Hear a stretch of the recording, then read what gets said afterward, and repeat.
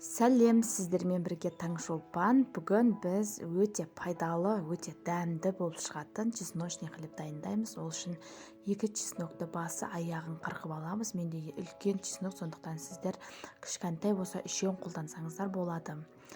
Одан кейін қара бұрыш фольгаға қара бұрышты өзіңіздің приправаңызды және оливковый маслоны құйып, осылай фольгамен жақсылап орап 15-20 минутқа жақсылап жұмсақ болғанша пісіріп аламыз.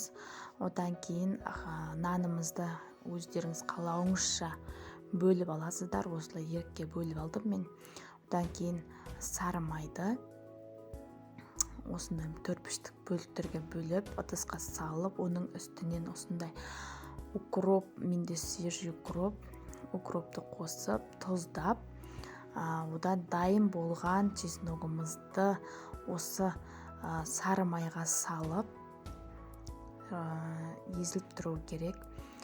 Оны вилкамен жақсылап еземіз, 1 келка масса болғанша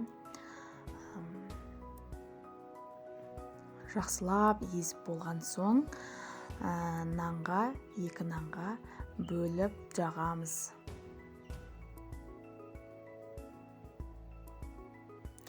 Бұл нан өте дәмді болып шығады. Енді оны істегеннен кейін өз-өзіңізді ұстамасаңыз бірден жеп қоюыңыз мүмкін. 1 келке етіп жағып шығамыз дағыны. 15 минутқа 200 градуста, 210 градуста, 200-210 градуста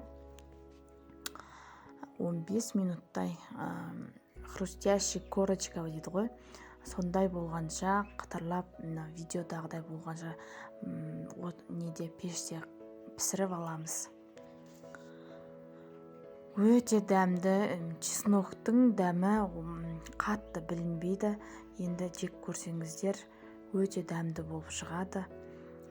Жасап көріңіздер. Басқа да менің видеоларымды жоғалтып алмас үшін менің каналыма тіркеліп, лайк басып, түсінбеген жеріңізге комментарий жазып кетсеңіз болады.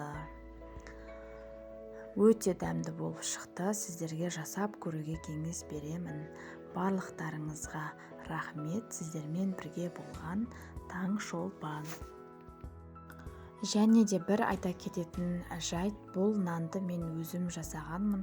Егер осындай нан жұмсақ әрі дәмді болып шығатын нан жасағыларыңыз келсе, менің каналымда рецептісі бар.